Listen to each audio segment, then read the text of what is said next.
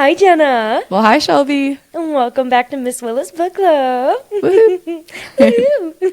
What are we reading today? Oh, we are talking about These Hollow Vows by Lexi Ryan. Nice. Love it, love it. And you were actually the one who picked up this book first, right? I had been seeing it on some people's TikToks. It was like super famous on Book Talk for a little bit, and I was just super curious about it. And then I had some free Spotify hours, and so I actually listened to it. Oh, nice. Yeah. You had a physical copy though, right? So you read it physically? I did. Yeah, this was actually super fun. It was like my favorite that Bookish Box has done, because they were releasing, they had already done a special edition of book 1, and they were doing the special edition of book 2, but not a reprint of book 1. And they included, if you bought book 2, just the dust jacket that matches book 2. Wait, that's actually really cool. Yeah, so it was nice. So it's like, it doesn't have the sprayed edges that like the second one does. Yeah. But it's nice because like the spines still match and the covers are still the same style. Oh, that is so cool. Yeah, so this is the Bookish Box one. Wow, that's actually really beautiful. It's cute. And then the alternate cover is like, if the normal cover is like yellow on the back, it's like pink purple on the back. That's so pretty. So yeah, so I've had this on my shelf for a while also, and I've been meaning to read it. Right, I feel like it came out quite a while ago. I think it was like 2021 maybe? Yeah. I don't know, something like that. Yeah, because when I first joined Book Talk, it was one of the first ones where it was like, oh my gosh, you have to read it. yeah, I definitely had a moment. I feel like it's kept some popularity though. Almost every like book box did a special edition of it. Like I think there was a Fairy Loot one, and there was an Owl Crate one, and whatever else. Yeah. So I think that brought a lot of eyes to it for sure. Yeah, lots of popularity for sure. What did you end up rating it? I think I gave it a 4, which was actually higher than I was expecting to. Yeah. Although we'll get into that when we get into spoilers, I guess. I was way more entertained with it than I was expecting to be. But I will say it was fun, but forgettable. Yes. What about you? Talking about that. Yeah. So I listened to it, so I feel like that brings down my rating a little bit. I gave it a 3.5, but I rated it a 3 on Goodreads. Again, I feel the same exact way. I feel like it was a little forgettable. It was one of those like classic fantasy romances. Yes. Yeah. I know. It was pitched as like ACOTAR meets The Cruel Prince, but in general, it did seem like a mashup of like all of the tropes of like the classic young adult, new adult fantasy romance. Like, not that it's necessarily a bad thing. It's like still entertaining, but it didn't stand out a ton to me. I totally agree. But I read it super fast. It's like an easy read. Yeah, it was super easy to listen to as well. I thought it was also very entertaining. Yeah. Unfortunately, though, it wasn't one of those ones where it was like the duet. It was kind of just the girl, and I'm like, oh, that's a bummer. Yeah, well, I mean, this whole story is told first person, present tense, isn't it? Yes. So, I mean, it makes sense that it would only be a girl narrator then, I would think, since it's all from Bree's point of view, like the whole book, right? Yeah, I guess. I just have really liked that from some of the other audiobooks I've been listening to. Yeah. And so I'm like, oh. Yeah, I definitely get that. But you have to have like a dual POV book for that to make sense, I think. Okay, that's very true. Yeah. But did you like the narrator? I did. I really liked the narrator, actually. That's good. Because I feel like that could have been a make or break for me a little bit if I had listened to it, just because it falls into the like YA enough sounding things that it like could be cringy with the wrong narrator. Because like at least saying it in my head, I could like make it sound a little bit less cringy. But yeah. Something I found though, so if I am listening to an audiobook and it has a narrator that has narrated another one of my favorite fantasy books, sometimes I equate it to that character a little bit. And yeah, so I found that with a couple of the ones I've listened to recently. Like if it's like Nesta, I'm like, oh. So sometimes I'll see that my rating goes up because I'm connecting differently to the character. I could see that though, especially when there's stories that sort of blend together a little bit, then it's probably harder to have it stick out. Right. All right, well, do we have anything spoiler-free else to talk about? I don't know. Who do you think you'd recommend These Hollow Vows for, if for people who haven't read it yet? I would say we've had a lot of like intro to genres recently, but I do think that this would be a great intro to fantasy romance because it is really YA, and there wasn't a whole lot of... You didn't think so? I feel like this was a solid new adult. I think there was one scene in this book that I'd say was graphic enough that I don't know that I'd call that YA necessarily, which we'll talk about in the spoilers. And I think the language is...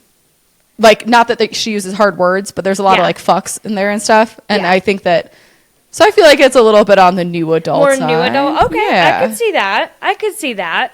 I feel like maybe because I've just dived a little bit more into like the darker stuff recently, I'm like, this is so fluffy. So tame. Yeah. That's very true. I totally get that.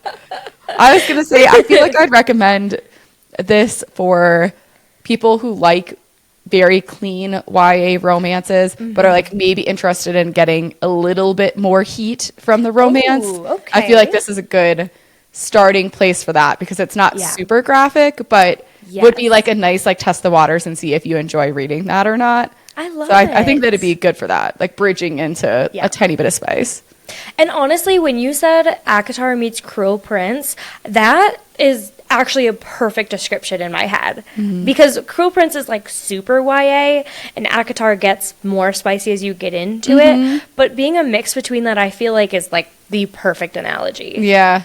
Fun. Good. I'm excited. Well, should we get into some spoilers? Let's get into some spoilers. I'm so excited to hear about what you think. So this is going to be spoilers for These Hollow Vows, but only the first book. Yes. Only the first book in the duology. Yes. Okay. What was your favorite part of the book? Oh, that was a strong start. Sorry. No, that's okay. Why don't you start? I don't know that I have like a specific scene that I'm like, this was absolutely my favorite. Out. Yeah. Yeah. As we were talking about it earlier and we were talking about the ending of the book, I actually think that was my favorite part. Yeah. Where she like throws everybody in darkness and was just like, I am getting the hell out of here. Yeah. I loved that. Yeah. I will say I'm like having fuzzy memories of like a few of the scenes when she's staying in the castle, but kind of like sneaking out to go meet up with the band of misfits with Finn, right? And there are a couple like sort of sweet scenes after she's like gone a couple times, and you have like a little bit more of the found family bit, and she's like a little bit more in the throes of the friendship. And there's like a part when whatever they were getting into had lasted like sort of deep into the night, and Finn's like, oh, shouldn't you go back now? And she's like, I just want to hang out just a little longer. Like, I don't want to go home. I don't want to go home. I just want to hang out with you guys. So that it's like a small moment, but it was kind of sweet. Oh, I also loved when she was like sneaking throughout the castle, and she was like using her magic but didn't realize that that's what she was doing. I thought that was so funny. I know. I loved it. So in the beginning, we basically start where like her and her sister are really poor, and her mom had just like disappeared, right? And now she's living with their aunt, Madame V, and the whole reason that this even starts is because they're unable to make their payments to their aunt. Yeah, which is very Cinderella vibes. That's what I was gonna say. It was like huge Cinderella vibes, and like especially in the beginning, but I didn't really get that throughout the book. No, I really just the beginning. Just the beginning. But I loved that the sister was like, "Oh, we can just go do this. Like, let's go make like bonds with these people. Let's go do this. Let's go to the ball." I know. But then Bree basically just like puts it all on herself, and she's like, "Oh, well, I guess I got to go get my sister." I know. It was interesting, I guess, the start of that. And I get, maybe it was supposed to set up Cinderella vibes, but like just like quick switch of all of a sudden, okay, your sister's sold. Okay, you're going. It was so potential fast. Bride. Now I was like, alrighty, we're going. It was so fast. It was so fast. And I liked that she like hated the fae, but then she had this part in her life with Bash where like clearly her entire life he was like there, and she had it was no just the idea. last couple of years. It was only like 2 years, wasn't it? Yeah. Oh, yeah, you're right. But still, I mean, it was a substantial amount of time. Like, she was like, oh my God, I love the boy next door. I know. She had the biggest crush on him. And when he kissed her, when he left, and he was leaving. Did you see that coming with Bash? I don't remember, but I don't think that I did at first. I don't know. Or I mean, there was something weird with like how he was talking about it, but I'm going away. Yeah, it wasn't until she was already standing in line and there was like some other conversation, I think, happening about Ronan. Yes. And then it was at that point that I'm like, oh, that's got to be Bash. But I think when she first left and he was being like a little bit sketchy, I don't know. I think I thought that he was going to come and try and be like the knight in shining armor or something. I wasn't expecting him to be the prince. That's exactly how I felt too. I remember when I was specifically listening to the point, I think they were in the garden and she was like, Bash, what are you doing here? And somebody else called out Prince Ronan, and I just imagined them like all turning. Right. What? I thought that was so wild. Right. But I like that even before she got there, when there's like scenes of her when she's going to steal the money to like try and be able to, you know, pay whatever her like monthly dues, and she's like already sneaking through shadows there, but it's like not it's like, oh, that's convenient that you happen to just get away from these guards. Like, wow, so convenient. Yes. I feel like there's a lot of points of this book where it's like, oh, that was so convenient, but like it made sense that it was convenient later, and I actually really liked that. Like, I feel like this is a book where if you went back and read it again, you'd like it more the second time because you would be like, oh my gosh. You're like, I forgot that happened in the beginning, and it like fits so well. I love that. I also loved the part where like the first item that she had to get was the mirror, and the first time she goes, oh, and Bash was just like, oh yeah, here you go. Right? I was like, convenient. So easy. I'm like, that was way too easy, but whatever. All of them were too easy. Yeah. But I mean, we've talked about this before. There's some books, I think we talked about was Phantasma. Is that right? Yes. And this is not a spoiler for like anybody who is going to read that book, so don't worry about it. But there were like pieces of that plot, remember, that we were like, oh wow, that felt easy. But like in my opinion, the intent of the story wasn't to have like a really challenging plot line on that side. It was like more about other interpersonal pieces. And I kind of felt the same way here. Like it was kind of easy to accomplish what she was trying to accomplish overall, but I didn't really feel like that's what we were trying to get out of it, you know? Right. It was more of a personal struggle. Yeah. Yeah, I definitely see that. Great point. When she was looking at the mirror, and the first time she goes to look in it, and Bash goes, oh, you shouldn't be able to use that.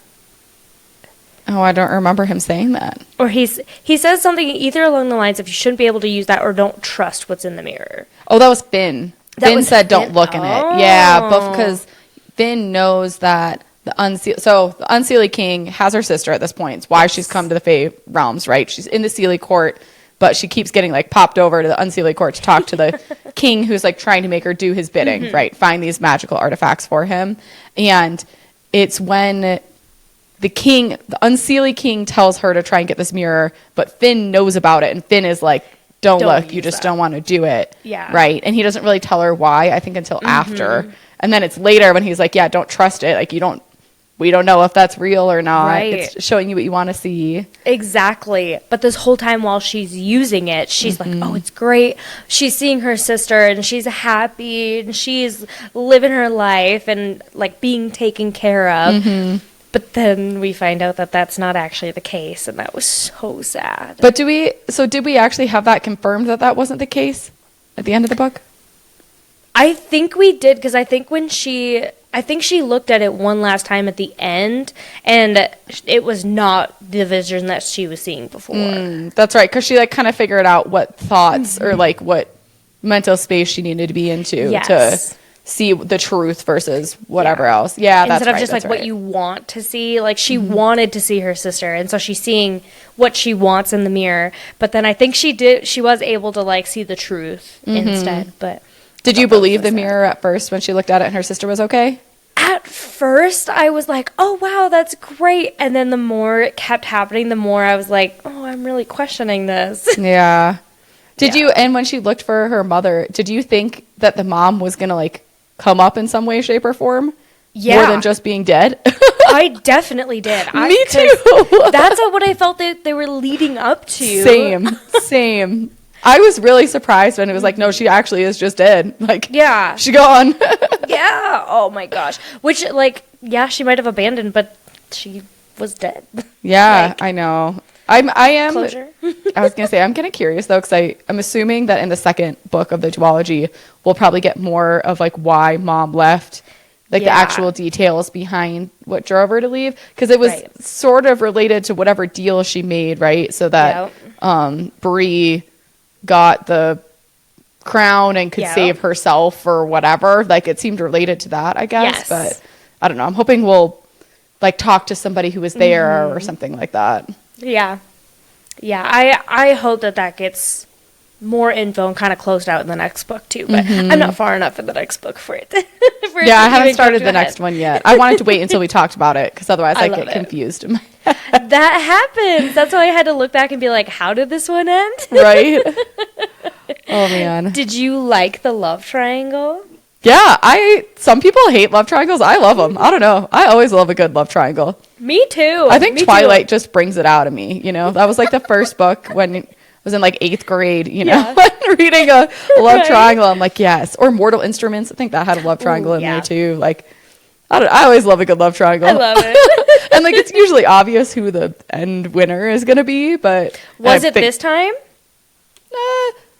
I mean, I actually think that was her Lexi Ryan. That's the author. I actually think that she did a really good job at balancing them enough of like, we're questioning both Bash and Finn's motivations, and they're like both doing things we don't really trust, but they're also both doing really kind things for Bree. Yes. And so while I think it's like, just from reading other fantasy books, obvious that she's going to go for the dark brooding one. Oh yeah.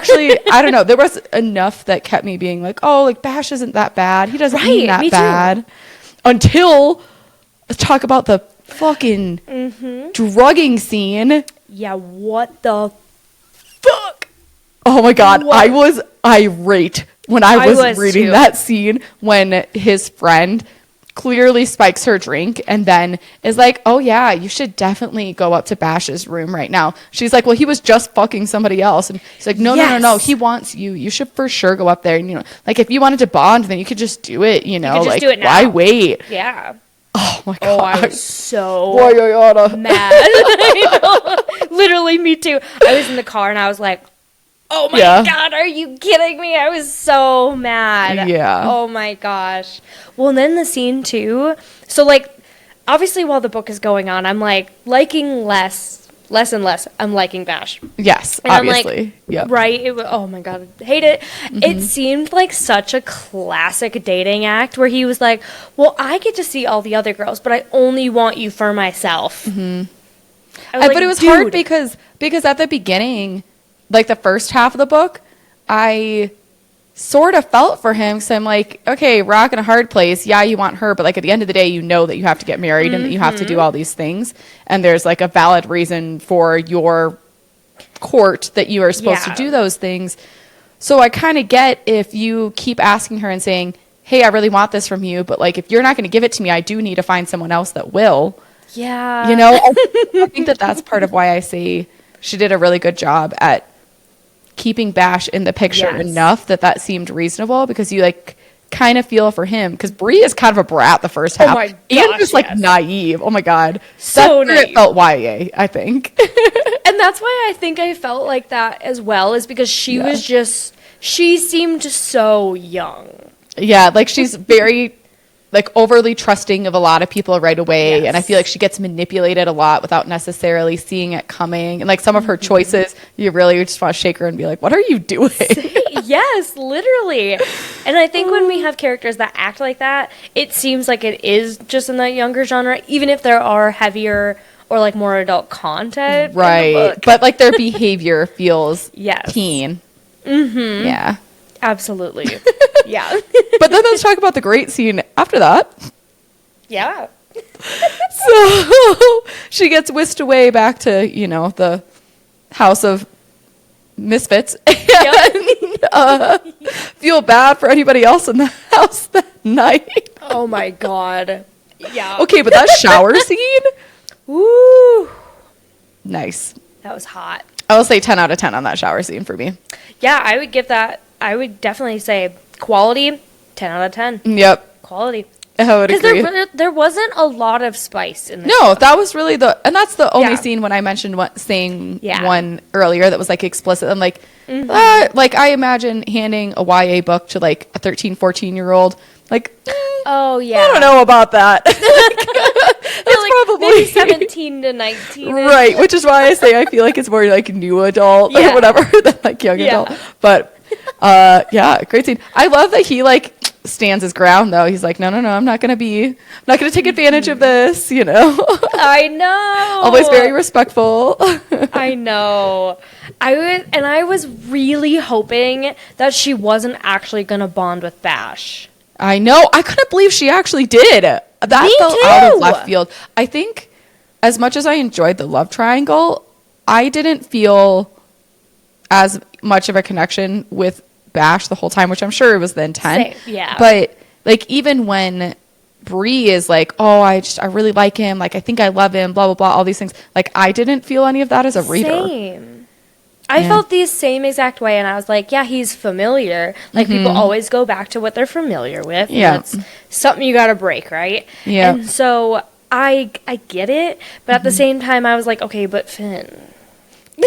Okay, but actually, the broody teacher that's helping you embrace your Yes. magic and has all the fun friends, all the fun multicultural friends. Oh, I know. Oh, my gosh.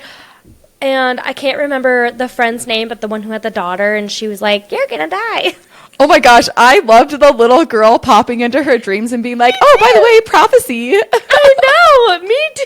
And she's just like so casual about like spitting out all her prophecies, and everybody's like, shh, no, Like, no, you can't do that.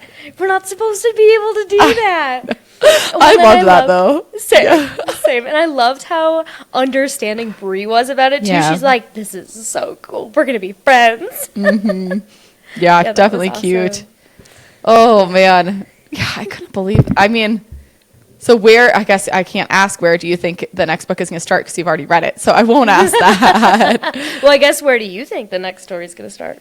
I mean, I feel like there's got to be a little bit of the burn the world down moment from Bree. Does she not have the crown anymore? Did the crown end up going to Bash / Prince Ronan, or does she still have it? Because I thought, like, for some reason, I thought she didn't have it anymore, but she like still has magic, right?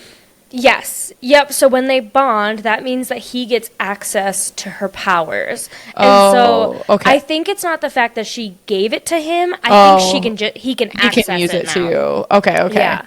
So, but the Unseelie King is dead, right?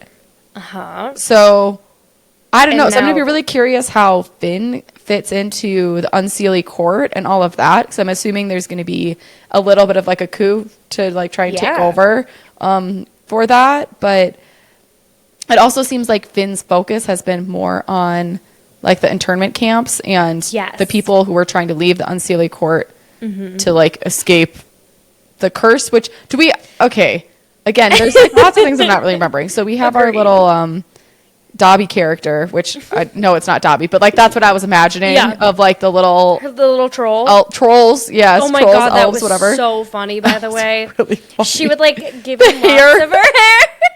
She's like, oh, fine. Yeah, Take another one. That was really funny. Dangling it in front of him. Right. But that was totally what I imagined of them, is like how in Harry Potter, like the little house elves like snap themselves back like in between places and have like way more power than anybody else. Yes. And so that's totally how I imagined them. But so we got some information from the Dobby like character whose name I don't remember. Kind of about the curse, but I'm not remembering what it was, or like, so we know that it was related to when the Seelie Queen and Unseelie King were like in love and there was a betrayal, I guess.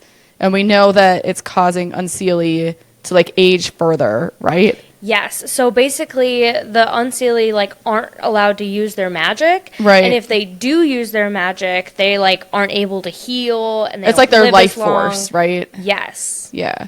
So, but did we figure out how she can break it yet? He didn't tell us that, right? I don't think so. No, I don't think we know. That was my question. I was like, I feel like we kind of know a little bit about the curse, but we don't actually know, like, what are we supposed to do about it now?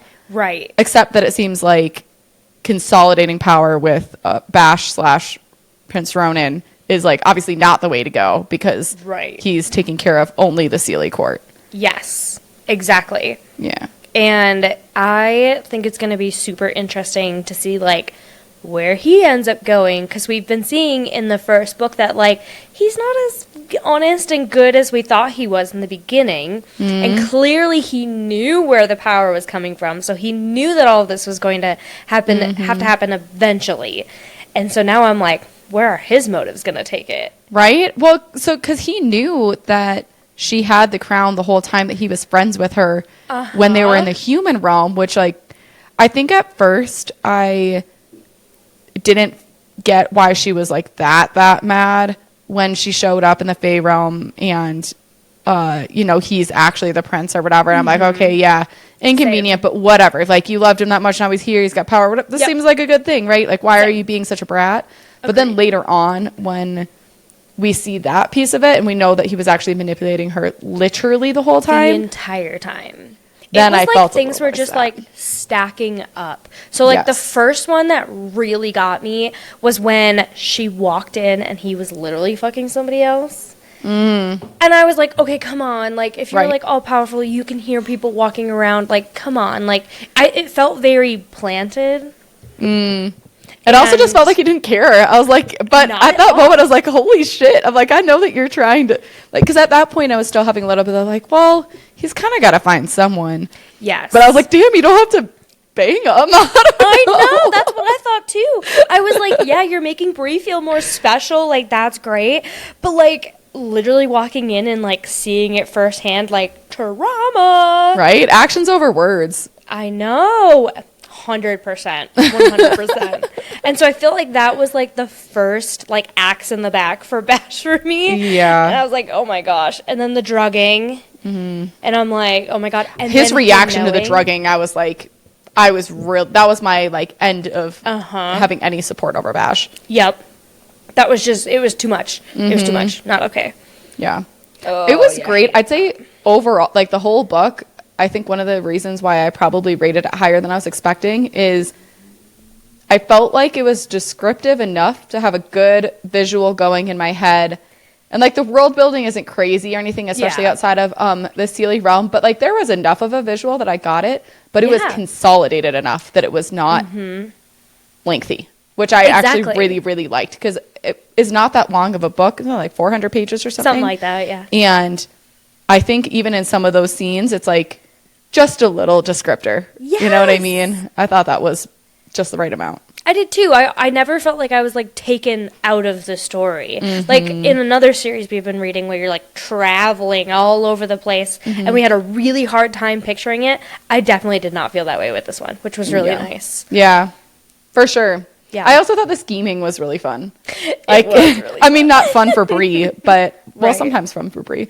But it did seem like everybody has their own agenda. And I liked having that question of everybody else's morals and interests.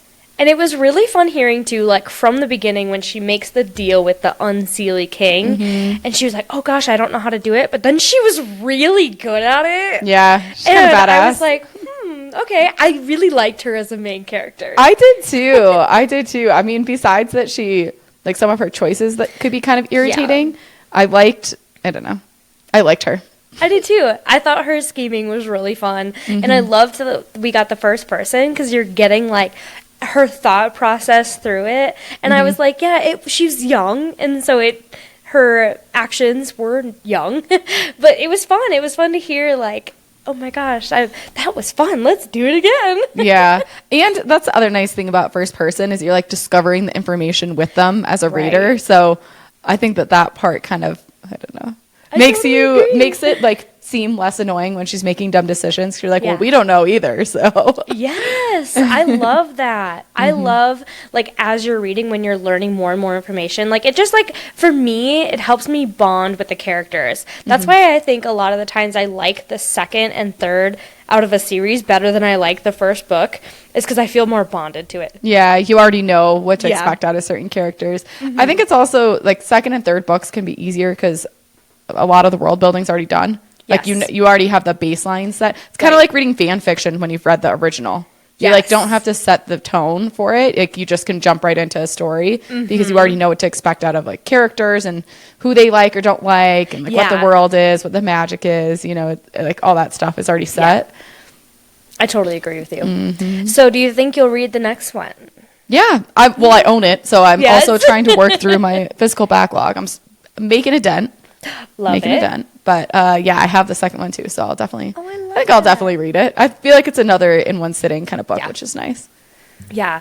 Unfortunately, not the same way with audiobook. I feel Yeah. like it's always like while I'm Pick doing away. different things. Yeah. I definitely get that. I've been listening to an arc of an audiobook for at least a week and a half already. I think I'm like maybe 60% into it. Yeah. But it's like I put it on when I'm like cooking dinner or something, so I listen to like 30 minutes. Yeah. Or like I go for a walk and I shouldn't say that loud or Dixie's gonna hear me. She's like, I'm sorry, what? She's like, I'm sorry, what? She's like, I'm ready. Yeah, I'll listen to a little bit while I'm walking or when I'm doing something else. And then I feel like when I turn it back on, I like have absolutely no idea what just Oh happened. my gosh, yes. But when I'm reading physically, I can just like go back a couple pages and kind Yep. of, but like I don't want to scroll back through the audio to listen to them again. 100%. Yeah, it's definitely a different experience. Is it the same one I got? Yeah. So I actually started it too. Did and I you? really like it. Do you? Oh, good. Do you like the narrators?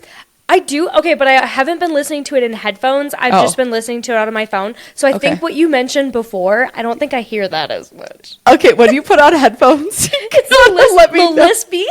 Yeah, we won't tell you which book or Yeah. narrator it is because all of them are so skilled, obviously. But yeah, there's a male narrator that has a little bit of a lisp, in my opinion. And so as he's saying, the good girl type statements, it just doesn't quite hit the same. Yeah. Well, and then the Scottish accent too. I'm like, oh, is that? I think we're talking about different books then. I don't think there's a Scottish accent in my... Is it not?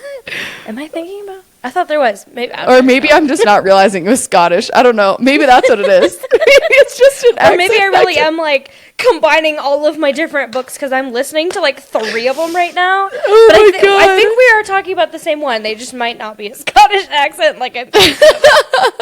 I'm like, that might be a different one. That's how it goes, though. I don't know. Yeah. So do you think you'll listen to the second book? Or do you think you'll read it physically or neither? I'll probably listen to it again because I listened to the first one. I feel like keeping the same format I might like. Yeah. Nice. Yeah. I've been listening to a lot of dark romance recently, and I feel like I am like, like blushing hours of the day.